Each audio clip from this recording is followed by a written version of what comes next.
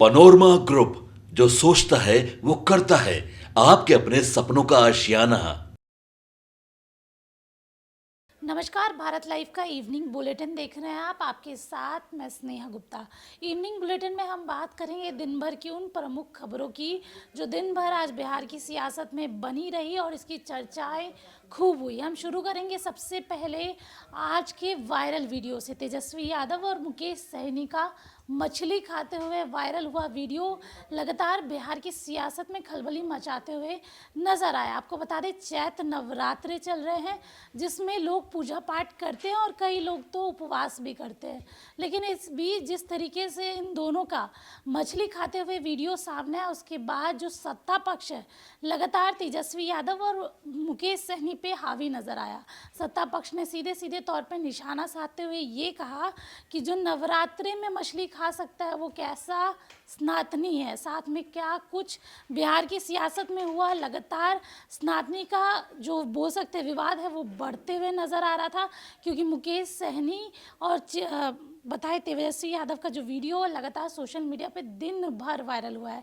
इसके बाद जब तेजस्वी यादव की प्रतिक्रिया सामने आई तो उन्होंने सीधे तौर पे अपने फेसबुक पोस्ट के ज़रिए भाजपा पर निशाना साध दिया और साथ में ये कहा कि मैंने ये वीडियो जानबूझ के लगाया था, इसमें दिनांक दिया हुआ है, लेकिन उसके बाद भी गोदी मीडिया और एनडीए वालों ने मेरे पे निशाना साधा और सीधे सीधे मैंने इन लोगों का आईक्यू टेस्ट कर लिया। सोशल मीडिया पे ये पोस्ट भी काफ़ी ज़्यादा चर्चा का विषय बन गया है। अब हम सीधे जुड़ेंगे हमारे रिपोर्टर, एंकर और जो ग्राउंड में रिपोर्टिंग कर रहे हैं हमारे संपादक के साथ। रत्नेश भी मौजूद हैं, हम उनसे भी बात करेंगे, लेकिन सबसे पहले जुड़ते हैं विकास के साथ। विकास, पूर्णिया को लेकर क्या कुछ खबरें हैं और बीमा भारती को लेकर क्या कुछ अपडेट है? देखिए, बीमा भारती जो है उन्होंने अपना इस्तीफ़ा सौंप दिया है इस वक्त, और वो अब विधायकी से उन्होंने इस्तीफ़ा दिया है, जिसके बाद विधानसभा सचिवालय जो है इसकी अधिसूचना जो है वो जारी कर दी है। हम आपको बता दें कि उनके इस्तीफ़ा सौंपने के बाद विधानसभा के कुल अभी 3 सीटें जो हैं वो खाली हो गई है। इससे पहले 2 सीटें खाली हुई थी, उसके बाद एक और सीट खाली हुई थी, अब एक और सीट जो है वो खाली हो गई है। अब विधानसभा की संख्या बल पर अगर हम आ जाते हैं तो एनडीए के पास 127 विधायकों का जो है बचे हुए हैं, और अगर विपक्ष के पास हम जाए तो विपक्ष के पास 114 जो है वो संख्या बल इस वक्त विधानसभा की बची हुई है। जिस तरीके से बीमा भारती पूर्णिया में ताल ठोक रही है और सांसद बनने का बड़ा चाह था, और यही कारण रहा कि उन्होंने विधायकी से इस्तीफा दिया है, अधिसूचना जारी हो गया है। अब देखने वाली बात होगी कि क्या सांसद बन पाते हैं कि नहीं बन पाते हैं, क्योंकि बीच राह में बड़ा रोड़ा पत्थर जो कहना है आप कह सकते हैं पप्पू यादव को। अब पप्पू यादव सीधा टक्कर उन्हीं को दे रहे हैं, और यही कारण है कि लगातार लालू प्रसाद यादव हो या तेजस्वी यादव हो या खुद राहुल गांधी हो, वो भी पूर्णिया पहुंचने वाले हैं बीमा भारती के सपोर्ट के लिए, उनको वोट मांगने के लिए। लेकिन पप्पू यादव जो है वो अकेले अपने दम पर खड़े हैं इस वक्त पूर्णिया में, और साफ तौर पे कह रहे हैं कि कड़ी टक्कर देंगे, चाहे वो एनडीए के हो या महागठबंधन के हो। अब बीमा भारती का जो है पहली बार गुस्सा पप्पू यादव पर फूटा है। पप्पू यादव को हमेशा आदरणीय कहती थी, पिता तुल्य कहती थी, उनसे आशीर्वाद मांग रही थी, लेकिन जब पप्पू यादव नाम वापस नहीं लिए तो बीमा भारती जे क्लियर कर दिया कि वो बीजेपी के बी टीम है, बीजेपी के लिए काम करते हैं और बीजेपी के साथ जुड़े हुए हैं। उन्होंने पप्पू यादव को बीजेपी की बी टीम करार दिया है। अब पप्पू यादव इस पर कुछ खुल के नहीं बोले हैं, लेकिन पप्पू यादव ये जरूर बोले हैं कि 4 तारीख को जिस दिन रिजल्ट आएगा उस दिन इस हॉट सीट का अगर कोई उत्तराधिकारी बनेगा तो वो मैं, यानी कि पप्पू यादव बनेगा। यानी कि पप्पू यादव को ये पता है कि वो जीत रहे हैं चुनाव, अब पूर्णिया उनके साथ है, पूर्णिया की एक एक जनता जो है वो पप्पू यादव के साथ है, पप्पू यादव को ये पता है। तो देखिए, दूसरी प्रमुख खबर आज की थी, जीतन राम मांझी लगातार प्रचार प्रसार कर रहे हैं। जब वो अपनी समधन के साथ प्रचार प्रसार करने के लिए उतरे तो जमकर विवाद हुआ। हम जानेंगे कि आखिरकार विवाद क्यों हुआ और क्या कुछ तस्वीरें थी गया की। क्या तस्वीरें थी विकास? देखिए, गया में जीतन राम मांझी जो हैं वो फिर से तीसरी बार अपनी भाग्य को आजमा रहे हैं। 2 बार वहाँ से हार चुके हैं और तीसरी बार फिर से चुनावी मैदान में हैं। लेकिन जिस तरीके से जीतन राम मांझी अपनी समधन के साथ चुनावी प्रचार में निकले हुए थे, प्रचार कर ही रहे थे, और वो 12 चट्टी जो है विधानसभा वहाँ गए हुए थे प्रचार के लिए, लेकिन वहाँ पर जैसे ही वो पहुँचते हैं उनका जमकर विरोध होता है। लोग वहाँ पर काफ़ी नाराज नजर आए। लोगों का कहना था कि यहाँ पर कुछ काम ही नहीं हुआ है। वैसे में जो ज्योति देवी हैं वो यहाँ कैसे आ सकती है वोट मांगने के लिए। साथ में जीतन राम मांझी का जमकर इसीलिए विरोध हुआ क्योंकि वो समधन के साथ वहाँ पर पहुँच गए थे और विधायक पे आरोप लगाया गया कि वो जब कोई काम ही नहीं किए हैं तो इस विधानसभा क्षेत्र में वो नहीं आ सकते हैं। जिसके बाद जीतन राम मांझी वहाँ पे लोगों को समझाने की कोशिश कर रहे थे, लेकिन विवाद इतना ज़्यादा बढ़ा था कि जीतन राम मांझी को अपने समधन के साथ वहाँ से भागना ही मुनासिब समझे और वो धीरे से भाग निकले। लेकिन अब भाग तो निकले हैं, वीडियो भी बन गया है, सोशल मीडिया पर काफ़ी तेज़ी से वीडियो वायरल भी हो रहा है। तो क्या अब जीतन राम मांझी अपनी समधन का साथ छोड़कर बाराचट्टी दोबारा जाएंगे वहाँ का लोगों का समस्या सुनने के लिए कि आप हमारे साथ आइए, हमें वोट देकर अपनी सेवा का मौका दीजिए, क्योंकि हम यहाँ से 2 बार हार चुके हैं, तीसरी बार खड़े हैं। और लोग क्या जीतन राम मांझी पर भरोसा कर पाएंगे, क्योंकि वहीं पर उनकी समधन, वहीं से विधायक है, उन पर भरोसा नहीं हुआ। समधन के साथ प्रचार में निकले तो विरोध हो गया।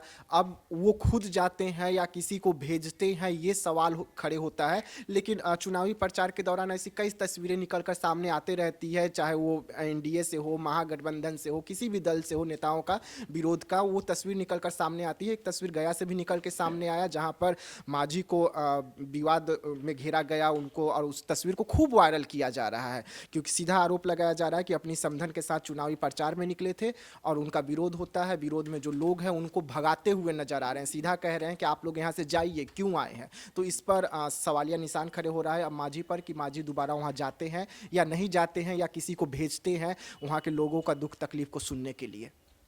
तो देखिए, दिन भर सोशल मीडिया पे एक वीडियो वायरल हुआ है, वो है नेता प्रतिपक्ष तेजस्वी यादव और मुकेश सहनी का, जिसमें वो दोनों मछली तो खा रहे हैं, साथ में मुकेश सहनी ने भारतीय जनता पार्टी और एनडीए पे तंज कसते हुए एक मिर्ची वाला बयान दिया था, जो बयान कहीं ना कहीं भारतीय जनता पार्टी और एनडीए के लोगों को चुभता हुआ नजर आ रहा है। जेडीयू एमएलसी नीरज कुमार ने एक बड़ा बयान दे दिया है। क्या कुछ कहा है, सीधे जानेंगे हमारे रिपोर्टर वेद से। तो जेडीयू एमएलसी नीरज कुमार से आपने बात की, क्या कहा नीरज कुमार ने? जी, जैसे कि सभी को पता है कि कल ही एक जो वीडियो है जो कि बहुत ज़्यादा वायरल हुआ है तेजस्वी यादव और मुकेश सहनी का। इस बीच अगर उस वीडियो में देखा जाए तो तेजस्वी यादव जो हैं पहले तो मछली खाते हुए नज़र आ रहे हैं, और उसके बाद अगर बात की जाए मुकेश सहनी की तो वो देसी स्टाइल में जो मिर्च जो थोड़ा सा भूंजा जाता है तो उस टाइप का वो मिर्चा वहाँ पे रखे थे और वो खा रहे थे और कहीं ना कहीं उसे दिखा भी रहे थे। और उसके द्वारा उन्होंने कहा कि ये मिर्ची है, कहीं ना कहीं ये मिर्ची तो है लेकिन ये मिर्ची बहुत सारे लोगों को लगने भी वाली है। इस पे जो सियासत जो था वो बहुत ज़्यादा गर्म हो चुका है, जिसे वो टारगेट कर रहे थे मतलब अपने विपक्ष को, तो वो टारगेट कहीं ना कहीं लग भी गया, मतलब निशाने पे लगा है तीर।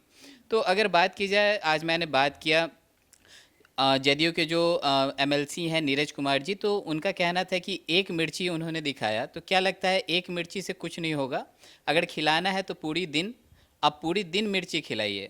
और कहीं ना कहीं नीरज कुमार जी का कहना था कि जो मिर्ची ये बिहार की मिर्ची है, ये इतनी ज़्यादा तीखी नहीं होती है, अगर खिलाना है तो आसाम के मिर्ची खिलाइए, तब उन्हें पता चलेगा कि मिर्ची में कितना दम है।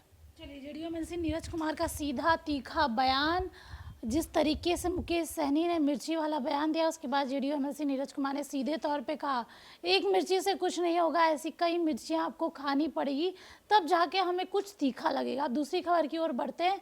कल रात जिस तरीके से आरजेडी की ओर से अपने 22 सीटों पर उम्मीदवारों के नाम की घोषणा हो गई थी, जिसमें से 6 सीटों पर महिला प्रत्याशी है, और महिला प्रत्याशियों के उम्मीदवारों जिस तरीके से घोषणा हुई, जिसमें महिला प्रत्याशी जो हैं 6 हैं, उसको लेके एनडीए खेमे में लगातार खलबली मच गई है। सीधे जुड़ते, क्या कुछ खबर है? अगर बात की जाए तो कल शाम के समय में आरजेडी ने अपने 22 उम्मीदवार का जो नाम था उसने घोषणा कर दिया, और उसमें अगर देखी जाए तो जो 6 सीटों पे जो है वो महिला उम्मीदवार का नाम वहाँ पे दिख रहा है। इस बीच अगर बात की जाए एनडीए के खेमे की, तो एनडीए जो लगातार मतलब दावा करती है महिला सशक्तिकरण को लेके, तो इस पे भी मतलब जो आरजेडी है उसने सवाल उठाया कि बस वो जो है बस महिला सशक्तिकरण को लेके बातें करती है लेकिन महिलाओं के हित के लिए कभी सोचती नहीं है। तो इस बीच अगर देखा जाए तो बीच बचाव करने के लिए एनडीए के तरफ से भी बयान बहुत तरह की नज़र आ रही थी। उनका कहना था कि अगर ज़मीनी तौर पर देखा जाए तो आरजेडी जो 6 उम्मीदवार जो मतलब सामने लाई हैं, तो उसमें से 2 तो उनके खुद परिवार की ही हैं। तो कहीं ना कहीं वो लोग जो है अपना परिवारवाद को ही पहले वैल्यू दे रहे हैं। लेकिन लगातार आरक्षण की बात हुई है, 33% आरक्षण की भारतीय जनता पार्टी हमेशा ही बोलती है, तो ये कहीं ना कहीं तीखा वार भी हो सकता है क्योंकि भारतीय जनता पार्टी की तरफ से ज़्यादा महिला उम्मीदवार नहीं है। नहीं, महिला उम्मीदवार तो नहीं है, लेकिन जो आरक्षण की बात की जाई है मतलब की जा रही है, वो अभी तक लागू हुई भी कहाँ है। जैसे कि आरजेडी की तरफ से इस बात को क्लियर किया गया कि बस आरक्षण की बात की जा रही है। अगर ज़मीनी तौर पर अगर बात की जाए तो वैसा कुछ दिखता हुआ नज़र नहीं आ रहा, बस बातें ही बन रही है। जी, तो देखिए आरजेडी ने अपने उम्मीदवारों की लिस्ट जारी कर दी है जिसमें से 6 प्रत्याशी जो है वो महिला हैं, जिसके बाद एनडीए के खेमे में खलबली मचती हुई नजर आ रही है। अब सीधे जोड़ेंगे हमारे रिपोर्टर रत्नेश से जो ग्राउंड जीरो से खबरें कर रहे हैं और चुनावी सरगर्मी पे अपनी नज़र बनाए हुए हैं। चलिए हमारे रिपोर्टर रत्नेश हमारे साथ जुड़ गए हैं, सीधे जानते हैं। रत्नेश, सबसे पहले जानेंगे कि चुनावी सरगर्मी कैसी है। देखिए, चुनावी सरगर्मी अब लगभग बढ़ती चली जा रही है, क्योंकि दूसरे चरण में यहाँ पर पूर्णिया में और सीमांचल के आसपास के जो क्षेत्र हैं, इस क्षेत्र में चुनाव का माहौल है। 26 तारीख को वहाँ पर चुनाव होना है और इसके लिए लगभग तैयारियां बूथ स्तर तक जाकर, चाहे वो बीमा भारती हो या फिर पप्पू यादव हो या फिर संतोष कुशवाहा हो, ये सभी बूथ स्तर पर जाकर अपनी तैयारियां कर रहे हैं। हम आज भी पप्पू यादव और संतोष कुशवाहा बीमा भारती के लोगों से लगातार जुड़ रहे थे, बातचीत कर रहे थे, तो वो अपना बूथ स्तर का कार्यक्रम बता रहे थे कि क्या कार्यक्रम चल रहा है। तो यहाँ पर लड़ाई त्रिकोणीय हो गया है। और स्नेहा, दूसरी खबर ये है हमारे पास की त्रिकोणीय मुकाबले में बिहार में एक और सीट जुड़ता हुआ दिख रहा है। वो सीट है काराकाट का। काराकाट में भोजपुरी के पावर स्टार कहे जाते हैं, सुपरस्टार कहे जाते हैं पवन सिंह, उन्होंने ऐलान कर दिया है कि मैं काराकाट से चुनाव लड़ने जा रहा हूँ। अब देखिए, ये राह उपेंद्र कुशवाहा के लिए काफी कठिन हो जाएगी अगर काराकाट से पवन सिंह लड़ते हैं। पवन सिंह भोजपुरी के सुपरस्टार तो है ही, लेकिन कहीं ना कहीं वो जातीय समीकरण में अगर देखा जाए तो राजपूत होंगे। अब एक बार फिर से एक दल जो है अपने एक सच्चे सिपाही को कह सकते हैं, सच्चे कार्यकर्ता को खो दिया। भाजपा, जो पवन सिंह उनके कार्यकर्ता थे, नेता थे, वो अगर चुनाव लड़ते, बिहारी बाबू शत्रुघ्न सिन्हा वहां से टक्कर में है, तो शत्रुघ्न सिंह का सिन्हा और टीएमसी की एक बड़ी पकड़ है। तो शायद यही समझते हुए पवन सिंह ने टिकट लौटाया था।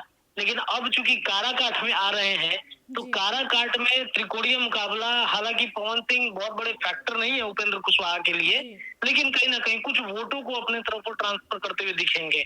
अब एक बार फिर से एक दल जो है अपने एक सच्चे सिपाही को कह सकते हैं, सच्चे कार्यकर्ता को खो दिया। भाजपा, जो पवन सिंह उनके कार्यकर्ता थे, नेता थे, वो अगर चुनाव लड़ते हैं वहां से तो निर्दलीय ही लड़ेंगे, क्योंकि अब भाजपा से तो मिलेगा नहीं, क्योंकि एनडीए गठबंधन से तो उपेंद्र कुशवाहा है, तो वो भाजपा से नहीं निर्दलीय लड़ेंगे। तो ये एक बड़ा फैक्टर कहीं ना कहीं उपेंद्र कुशवाहा के लिए जरूर हो सकता है। देखिए, एक सीट ही मिला है उपेंद्र कुशवाहा को और वो सीट जीतने के लिए एड़ी चोटी उपेंद्र कुशवाहा लगा रहे हैं। अगर पवन सिंह लड़ाई में आते हैं तो थोड़ा सा कठिन जो है वो रास्ता होगा, लेकिन मुझे ऐसा नहीं लगता है, क्योंकि उपेंद्र कुशवाहा की पकड़ उस क्षेत्र में मजबूत है। उस क्षेत्र में पकड़ मजबूत होने के साथ साथ जो लड़ाई है वो उपेंद्र कुशवाहा के लिए थोड़ी सी आसान भी है। लेकिन पवन सिंह भी एड़ी चोटी लगा रहे हैं। देखिए, बिहार में 2-3 सुपरस्टार आजकल घूम रहे हैं। नवादा में अगर बातचीत की जाए तो गुंजन सिंह है वहां पर, वो भी प्रचार प्रसार कर रहे हैं। दूसरी तरफ कई लोग घूम रहे हैं, प्रचार प्रसार कर रहे हैं, लेकिन मुझे नहीं लगता है कि बहुत बड़े फैक्टर पवन सिंह बनेंगे काराकाट के लिए। अब देखना ये तो बड़ा दिलचस्प है कि पवन सिंह नामांकन भरते हैं या नहीं भरते हैं। अगर भर दिए तो समझिए कि पवन सिंह ने एक, उनकी मतलब दिली इच्छा होती है कि सबको चुनाव लड़ना, तो इस वजह से पवन सिंह भी उस इच्छा को पूरा करने में लगे हुए हैं। तो देखिए, लगातार ग्राउंड जीरो से खबरें हम आपको बता रहे हैं, क्या कुछ जानकारी है वो भी बता रहे हैं, लेकिन आपको बता दें इस वक्त की सबसे बड़ी खबर ये भी है कि पवन सिंह जो है अब वो निर्दलीय चुनाव लड़ेंगे काराकाट से। तो अब देखना होगा ये मुकाबला कैसा होगा और क्या कुछ इस मुकाबले में नतीजा आता है। अब जुड़ेंगे हमारे संपादक नुमन मिश्रा सर से, क्या कुछ कहना चाहते हैं और क्या कुछ ग्राउंड लेवल की जानकारी है वो भी उनसे सीधे जानेंगे। साथ जुड़ गए हैं नमन मिश्रा सर, सीधे जुड़ेंगे और जानेंगे इस बार चुनावी माहौल क्या है और किस तरीके से जनता का मिजाज है। सर, क्या लग रहा है इस बार कौन जीत सकता है, क्योंकि जनता का मिजाज इस बार कुछ बदला बदला लग रहा है। देखिए, राजद ने अपनी जो सीटें हैं उस पर प्रत्याशी अनाउंस कर दिए हैं जी। एक सीट जो सिवान वाली है उस पर अभी तक भेग मतलब फंसा हुआ है, लेकिन बताया जा रहा है कि लालू यादव ने अवध बिहारी को टिकट दे दिया है, जी। उनके पास पीला लिफाफा पहुंच गया है। जी। बस अंतिम चरण में चूंकि चुनाव है सिवान का, तब तक जो मुस्लिम वोट बैंक है वो छिटके नहीं उनसे, जी। इसलिए ये भ्रम बनाया जा रहा है कि किसी तरीके से मनाकर उनको टिकट दिया जाएगा शहाबुद्दीन की पत्नी हिना साहब को। जी। तो कहीं ना कहीं राजद ने जो सीट अनाउंस की है अपनी, उसमें कई बड़े दिग्गज जो ट्राई कर रहे थे उनको टिकट नहीं मिल पाई है। जी। कई फैसले, जैसे वैशाली वाला फैसला है, चौंकाने वाला है। जी। वहीं अगर बगल में आप शिवहर देखिएगा तो शिवहर में भी फैसला लगभग लोग अंदाजा लगा चुके थे कि कौन वहां चुनाव लड़ेगा। जी। और जिस तरह से ऋतु जायसवाल को मौका मिला है, जी। ये भी एक बड़ी चुनौती सामने प्रस्तुत करेगी एनडीए के लिए। जी। तो कमोबेश मिला जुलाकर लगभग यही कहा जा सकता है कि राजद के फैसले जो है वो बड़े चौंकाने वाले हैं। पूर्णिया का क्या हालचाल है सर? पूर्णिया की इस बार राजनीति आपको कैसी दिख रही है? क्योंकि आज बीमा भारती ने विधानसभा सदस्य से इस्तीफा भी दे दिया है। इस्तीफा उन्होंने दे दिया था, ये प्रक्रिया होने में समय लग गई। जी। बिना इस्तीफा दिए आप दूसरी पार्टी से चुनाव नहीं लड़ सकते हैं। जी। ये प्रक्रिया है संवैधानिक, वरना आपका नामांकन जो है वो रद्द हो जाएगा। जी। तो ये एक पेच था। और पूर्णिया में आपको पता है कि त्रिकोणीय मुकाबला है। जी। मैं ये स्पष्ट बोल सकता हूँ कि मुकाबले में अगर 1, 2, 3 आप मुझे करने के लिए बोलिएगा जी। तो शहरी क्षेत्रों में नंबर 1 पे पप्पू यादव है। जी। शहरी और गांव क्षेत्रों के बीच में आप जब जाइएगा तो आपको पप्पू यादव के समर्थक मिलते हैं अच्छे खासे। जी। कंप्लीटली अगर आप यादव बेल्ट में जाते हैं तो आपको पप्पू यादव ही सुनने को मिलता है। जी। हाँ, तो ऐसी स्थिति में इतना जरूर कहूंगा कि 1-2 में अच्छी लड़ाई है। यानी संतोष कुशवाहा जी। जो रेस से बाहर थे वो केवल इसलिए रेस में आ गए हैं क्योंकि पप्पू यादव और बीमा भारती दोनों एक सर्टेन वोट बैंक के लिए आपस में ही लड़ गए। हालांकि मैं फिर कहूंगा कि बीमा भारती रेस में नहीं है। जी। और आपको पता ये भी होना चाहिए कि 16 तारीख को नरेंद्र मोदी इस सीट पर आकर कार्यक्रम करेंगे, जनसभा करेंगे। जी। ये इसलिए करेंगे क्योंकि ये सीट फंसी हुई है, ये पेच फंसा हुआ है सीट पर। और नरेंद्र मोदी के नाम पर यह एहसास कराने की कोशिश की जाएगी कि आप संतोष कुशवाहा को वोट नहीं दे रहे हैं, जी। बल्कि नरेंद्र मोदी को दे रहे हैं। जी। अब समझ सकते हैं कि कहीं ना कहीं एनडीए में भी अब कई सीटों को लेकर डर बैठ गया है। तो देखिए, हमारे संपादक हमारे साथ जुड़े हुए थे, किस तरीके से उन्होंने पूर्णिया का हाल बताया और इस बार क्या कुछ चुनावी सरगर्मी है वो बताया। इसके साथ ही आपको बता दें, राजद ने अपने उम्मीदवारों की लिस्ट तो जारी कर दी है, लेकिन अभी भी सिवान की अगर हम बात करें तो उम्मीदवार का नाम सामने नहीं आया है। अब जुड़ते हैं हमारे बाबा के साथ, सीधे जानेंगे कि आज दिन भर क्या कुछ हुआ और क्या कुछ हॉट टॉपिक रहा था। हालांकि चुनावी माहौल में सब कुछ हॉट ही है और हर सीट कहीं ना कहीं अपने आप में ही हॉट सीट बन चुकी है। लेकिन आज दिन भर चर्चा हुई सर मछली की, आज दिन भर मछली की सर बहुत चर्चा हुई है। देखिए, मैं निरामिष आदमी हूँ, प्योर वेज हूँ, इसलिए मछली मीट का बात मत कीजिए। और ख़ास करके नवरात्र में तो एकदम मत कीजिएगा, इसलिए कि 1.5 घंटा 2 घंटा हमको लगता है पूजा करने में। खैर चलिए, जो खाते हैं उनको भी, नहीं खाते हैं उसमें हम लोग इंटरफेयर करने वाले कौन हैं। और ये मुद्दा भी नहीं है। मुद्दा होना चाहिए बिहार का विकास, मुद्दा होना चाहिए पलायन, मुद्दा होना चाहिए यहाँ का शिक्षा, मुद्दा होना चाहिए यहाँ के लोग का जीवन स्तर कैसे सुधरेगा। इन सब मुद्दों को गौन करके अगर मछली और मीट पर हो रहा है तो मुझे तो लगता है कि दोनों मिल करके मेन मुद्दे से भटकाने की कोशिश कर रहे हैं। एक होता है जो मछली को दिखाता है और दूसरा उस मछली पर विवाद करता है। दोनों उसी में लगे हुए हैं और आम जनता का मुद्दा जो है गौन हो जाता है। दोनों दोषी हैं उसके लिए। खैर आगे अगर बात करें चुनाव की, तो मेन आप चुनाव के लिए ही हमसे बात करने आई हैं कि क्या कुछ चल रहा है, क्या होगा। कई खबरें हमने की हैं सुबह से, लगातार हम पिछले 12 घंटे से बिहार की राजनीति में होने वाले परिवर्तन को देख रहे हैं। हम जिस बात को लेकर के सशंकित थे उस बात को होता हुआ देख रहे हैं। आरजेडी का लिस्ट जारी हो गया, आरजेडी में ने अपने उम्मीदवारों की घोषणा कर दी, एक को छोड़ करके 22 लोगों का उम्मीदवारी बन गया। मैं सुन रहा था, संपादक मनोहर मिश्रा जी खबर भी कर रहे थे कि सिवान में भी कुछ बड़ा खेल होने वाला है।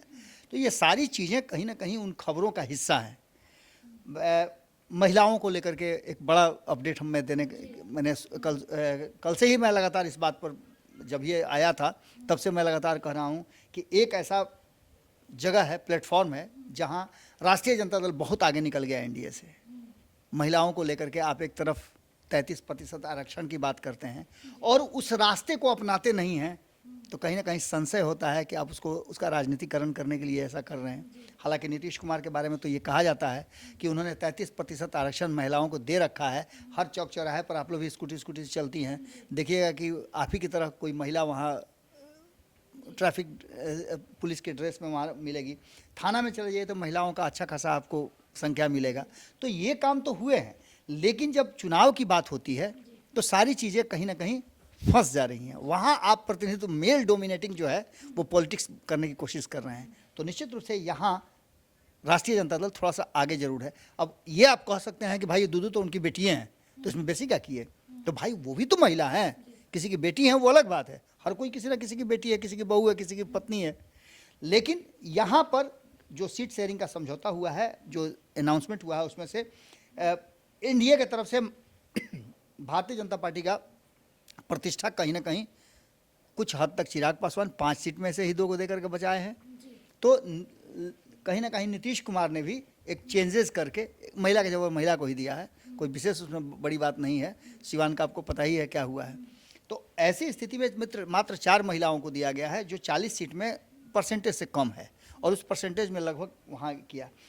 दूसरा सबसे महत्वपूर्ण बात कि जो 33% वाली बात है, इस पर कोई भी बोलने के लिए तैयार नहीं है एनडीए की तरफ से, क्योंकि वो संख्या ही नहीं दी है। आपको याद होगा आपके साथ मैंने खबर किया था, उस खबर में भी मैंने इस बात की चर्चा खूब की थी। इतना ही नहीं, एक और गंभीर विषय है मुसलमानों को लेकर के। एमओआई की बात करते हैं आप, और एमओआई की बात करने के बाद 8 यादवों को देते हैं और 2 मुसलमान को देते हैं, तो कहीं ना कहीं उनके साथ भी अन्याय है। उन्हें आप वोट बैंक के रूप में जो कहा जाता है लगातार कि आप यूज़ करते हैं, वो बातें सामने आ रही हैं। एक और सबसे गंभीर विषय है और महत्वपूर्ण विषय ये है कि इस 40 सीटों के तिलिस्म में कहीं ना कहीं कुछ सीटें हैं जो त्रिकोणीय मुकाबला की तरफ अब जाना शुरू कर चुकी हैं। जहां आमने सामने की टक्कर थी, वहां त्रिकोणीय भी होता नज़र आ रहा है। एक तो आपको पूर्णिया की सीट, जिस पर विशेष कहने की ज़रूरत नहीं है, लगातार हमारी टीम पूर्णिया, कटिहार, किशनगंज, अररिया, ये सारे क्षेत्रों का भ्रमण कर रही है, जिसमें से आपने देखा कि समस्तीपुर भी हमारी टीम गई। इसके बाद वैशाली में हमारी टीम ने सर्वे किया, और भी कई क्षेत्रों में हमने सर्वे किया, जमुई का सर्वे किया, नवादा का सर्वे किया। अब जो स्थिति है उसमें काराकट भी एक ऐसा सीट होने जा रहा है जो कहीं ना कहीं त्रिकोणीय में फंस रहा है। जैसा कि मैं सुन रहा था, रत्नेश ने एक अपडेट किया है जिसमें पवन सिंह फ्रेम में आ रहे हैं। तो ये सभी मिला जुला करके एक बात की तरफ इशारा जरूर कर रही हैं कि इस 2024 के चुनाव में 2014, 2019 और अब तक आज़ादी के बाद जितने चुनाव हुए हैं उससे अलग है, और हर चुनाव थोड़ा अलग होता है। लेकिन एक बात तो यहाँ मान के चलना पड़ेगा कि ये लड़ाई अभी भी 2 ही कोण पे टिकी हुई है। अब त्रिकोणीय हम जरूर कह रहे हैं, लेकिन वहाँ 2 ही लोगों में लड़ाई है। पहले भी ऐसा होता आया है। खास करके कुछ लोगों को, कुछ समाज को ये सोचने वाली बात होगी। जैसे सवर्णों को जिस तरह से दरकिनार किया गया है, 2 ही सीट दी गई है। इससे पहले भी सवर्ण जो है कहीं ना कहीं मुश्किल में पड़ रहे थे। तो ये सब कुछ मिला जुला करके साफ नज़र आ रहा है कि जो वर्तमान परिस्थिति बनी है उसमें तीसरे राउंड के नामांकन की प्रक्रिया खत्म होने से पहले बहुत कुछ सुधर जाएगा। अभी भी वीआईपी के उम्मीदवार घोषित नहीं हुए हैं, ये भी एक मुद्दा है। अभी भी कांग्रेस के उम्मीदवार घोषित नहीं हुए हैं, ये भी एक मुद्दा है। आखिर क्यों नहीं हो रहे हैं, किसका इंतजार हो रहा है, क्या लालू प्रसाद का सिग्नेचर नहीं हो रहा है? ये सारी बातें हैं, और इन्हीं बातों को लेकर के बिहार की राजनीति अभी देश भर में ट्रेंड कर रही है। तो देखिए, आज चुनाव का एक और दिन इस तरीके से हमारी नज़रों के सामने से गुजर गया। क्या कुछ हॉट टॉपिक था और किस तरीके से बिहार की राजनीति ने रुख लिया, जहां एक तरफ आरजेडी ने 6 महिला उम्मीदवारों को उतार के एनडीए की खेमे में खलबली मचा दी, तो दूसरी तरफ सिर्फ 2 मुसलमानों को टिकट देके कहीं ना कहीं एमवाई समीकरण बिगड़ता हुआ नजर आ रहा है। अब देखना होगा कि आगे क्या कुछ होगा। आप बने रहिए भारत लाइव के साथ और देखते रहिए इवनिंग बुलेटिन विद स्नेहा। धन्यवाद। पनोरमा ग्रुप, जो सोचता है वो करता है। अगर ये वीडियो पसंद आई और वह बिहार के राजनीति और बिहारियत से सरोकार रखेनी तो सब्सक्राइब बटन दबा के चैनल के सब्सक्राइब कर ली। ओजे एगो घंटी बा, ओकरा बटन दबा देला से कुल सटीक और मारक खबर रुआ मुफ्त में मिल जाई। अगर रुआ पत्रकारिता के हमनी के नया प्रयोग में सहयोग कर चाहतानी तो ज्वाइन बटन दबा दी। पेटीएम नंबर नोट कर ली 9386816700। धन्यवाद।